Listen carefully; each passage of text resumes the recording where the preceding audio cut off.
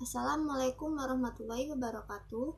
Saya Juliet Febi Widodo, salah satu mahasiswi Institut Teknologi Bisnis Amadalan Karawaci, jurusan Ekonomi Akuntansi. Di sini saya akan menjelaskan sedikit tentang hak warga negara dalam pemilihan umum atau pemilu. Yang pertama, di sini saya akan menjelaskan tentang definisi dari pemilu. Pemilihan umum atau pemilu adalah salah satu hak warga negara dalam memilih seseorang untuk mengisi jabatan politik yang kosong. Sedangkan menurut Undang-Undang Nomor 12 Tahun 2003, bahwa pemilihan umum merupakan sarana untuk mewujudkan kedaulatan rakyat dalam pemerintahan negara kesatuan Republik Indonesia yang berdasarkan Pancasila, sebagaimana diamanatkan dalam Undang-Undang Dasar Negara Republik Indonesia tahun 1945. Batas untuk usia kita bisa memilih ialah harus berusia 17 tahun. Dengan adanya pemilu, demokrasi dianggap sistem yang menjamin kebebasan warga negara, terwujud melalui penyerapan suara sebagai bentuk partisipasi publik secara luas. Dalam demokrasi Pancasila seperti di Indonesia, pemilu sebagai sarana untuk membentuk kekuasaan berdasarkan kedaulatan rakyat. Sudah menjadi kewajiban pemerintah demokrasi melaksanakan pemilihan umum dalam waktu yang sudah ditentukan. Yang kedua, ada tujuan pemilu. Kita sebagai warga negara tidak dianjurkan untuk golput atau golongan putih, karena diselenggarakan pemilu itu memiliki tujuan. Yang pertama, melaksanakan kedaulatan rakyat. Yang kedua, mewujudkan hak-hak asasi politik yang dimiliki oleh rakyat.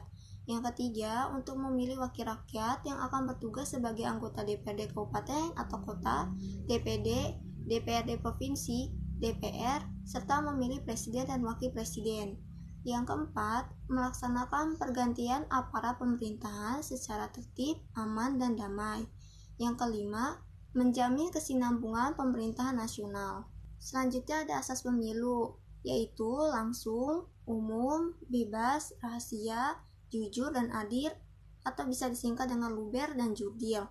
Langsung artinya pada saat pencoblosan pemilih memilih secara langsung tanpa diwakilkan. Umum artinya pemilih yang telah memenuhi syarat dapat menggunakan haknya tanpa terkecuali. Bebas artinya pemilih bebas menggunakan hak suaranya tanpa paksaan pihak manapun. Rahasia bermakna pada saat memilih tidak ada orang lain yang mengetahui apapun pilihannya. Jujur artinya semua pihak yang terlibat dalam pemilu bersikap jujur sesuai aturan yang berlaku. Sedangkan yang terakhir, adil artinya setiap pemilih dan peserta pemilu harus mendapatkan perlakuan yang sama, bebas dari kecurangan manapun. Dan yang terakhir ada tata cara pelaksanaan pemilu. Sebelum mencoba surat-surat tersebut, pastikan terlebih dahulu nama kita sudah masuk dalam daftar pemilih tetap atau DPT, serta pastikan telah mendapat formulir C6 KWK atau formulir yang berisi surat suara pemberitahuan waktu dan tempat pemungutan suara.